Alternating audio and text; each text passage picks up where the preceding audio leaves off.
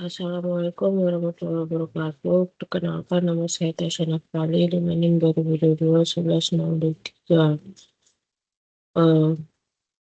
Pada tugas manajemen teknik ini terdapat beberapa resume. Yang pertama, kasus kendali dan komunikasi dalam manajemen. Kendali dan komunikasi merupakan dua aspek penting dalam manajemen untuk memastikan tercapainya tujuan organisasi.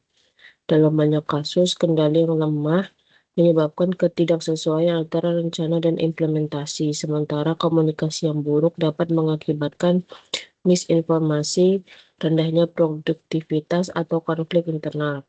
Misalnya, sebuah perusahaan manufaktur gagal memenuhi target produksi karena kurangnya komunikasi antar divisi terkait jadwal pengadaan bahan baku. Kendali manajerial yang tidak memadai juga mengakibatkan ketidaktepatan dalam proses produksi yang berujung pada rendahnya kepuasan pelanggan. Kemudian ada poinnya, yaitu masalah komunikasi antar divisi yang tidak efisien, dampaknya penurunan produktivitas dan ketidaktepatan dalam pelaksanaan rencana. Kemudian ada solusi implementasi sistem komunikasi integrasi seperti ERP, Enterprise Resource Planning. Kemudian ada kasus decision making dalam manajemen, yaitu pengambilan keputusan adalah inti dari manajemen yang menentukan arah organisasi. Kesalahan dalam mengambil keputusan seringkali muncul karena kurangnya data, bias personal, atau tekanan waktu. Contohnya pada tahun 2000, Blockbuster menolak peluang untuk membeli Netflix, menganggap model bisnis Netflix kurang relevan. Keputusan ini akhirnya menyebabkan Blockbuster bangkrut ketika Netflix mendominasi pasar streaming. Masalahnya itu ada pengambilan keputusan berdasarkan asumsi tanpa analisis data mendalam. Mulai dampak kehilangan peluang strategis, dan solusinya mengadopsi metode analisis keputusan berbasis data seperti SWOT atau decision tree.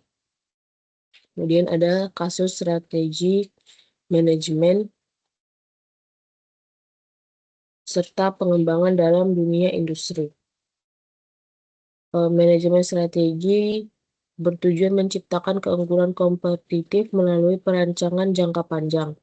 Salah satu kasus terkenal adalah restrukturisasi yang dilakukan oleh Apple di bawah kepemimpinan Steve Jobs.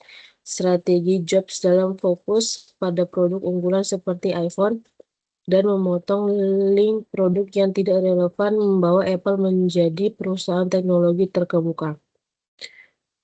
Masalah yang dihadapi itu produk terlalu beragam tanpa arah strategi, dampak ketidakstabilan bisnis, dan solusinya fokus pada inovasi dan efisiensi dalam portofolio produk.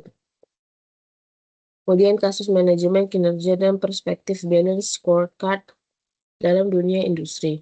Balance scorecard atau BSC adalah alat strategi yang mengukur kinerja perusahaan melalui 4 perspektif: keunggulan, pelanggan, proses bisnis internal, dan pembelajaran dan pertumbuhan. Sebagai contoh, perusahaan jasa logistik mengadopsi BSC untuk mengurangi keluhan pelanggan dengan memonitor indikator seperti waktu pengiriman, kepuasan pelanggan, dan inovasi layanan. Perusahaan berhasil meningkatkan efisiensi operasional. Masalahnya itu ketidaksesuaian antara kinerja aktual dan ekspektasi. Kemudian ada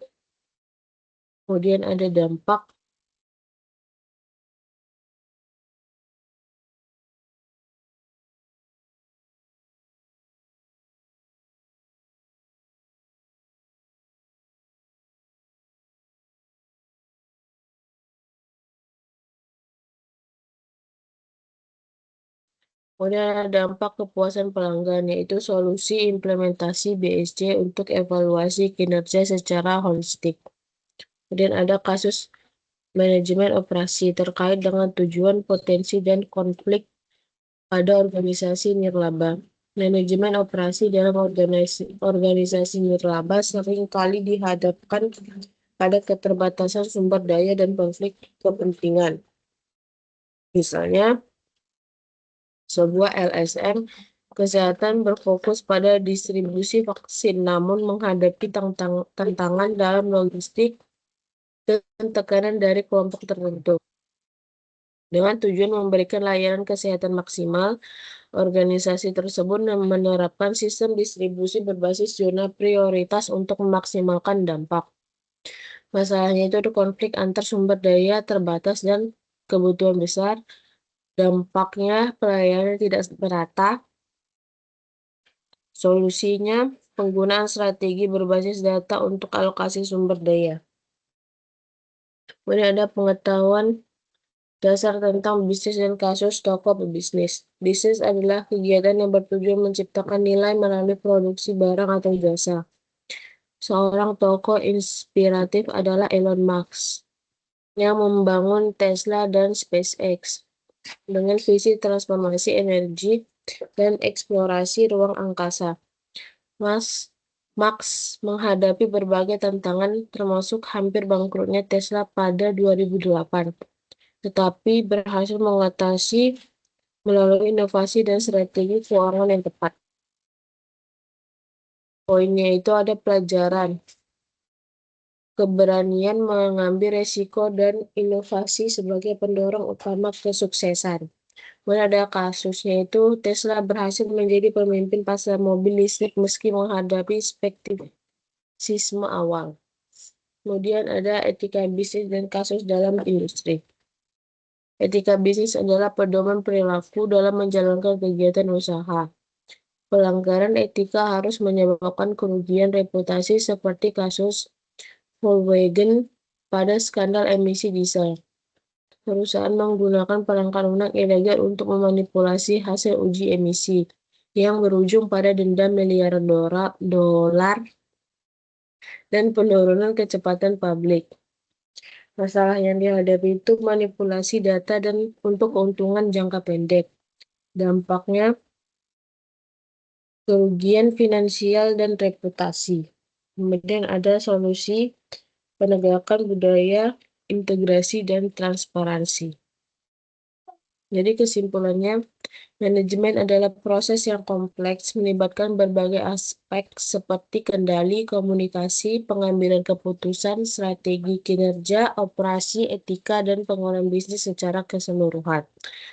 Kasus-kasus yang terjadi di dunia industri maupun organisasi menunjukkan bahwa keberhasilan manajemen sangat bergantung pada kemampuan untuk beradaptasi, mengambil keputusan berbasis data, dan menerapkan alat manajemen yang tepat, seperti balance scorecard dan strategi inovatif.